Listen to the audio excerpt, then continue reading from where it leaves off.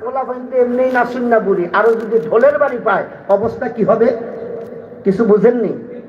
নবীজিকে পাগল বইলা মক্কা থেকে আরব থেকে এক পাগল আসছে, এরে তোমরা তায়েফ থেকে খেদাও, বাহির করে দাও।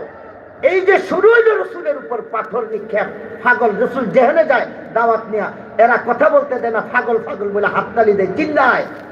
নবীজির জন্য কতটা কষ্টের বিষয় ছিল এটা।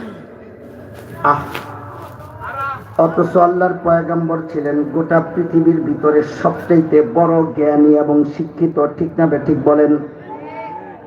আল্লাহর পয়গম্বর বলেন উতিতুল মাল আউয়ালিন ওয়াল আখিরিন। রাসূল বলেন আমাকে আল্লাহ তাআলা পূর্ববর্তী ইলম এবং পরবর্তী ইলম সব দান করেছেন। আল্লাহ তাআলা তাওরাতের মাধ্যমে যত ইলম দান করেছেন, ইনজিলের মাধ্যমে, জাবুরের মাধ্যমে সমস্ত ইলমগুলিকে আল্লাহ তাআলা কোরআনুল কারীমের ভিতরে ঢুকায় দিয়েছেন। আল্লাহু আকবার। তাহলে প্রথম পূর্বের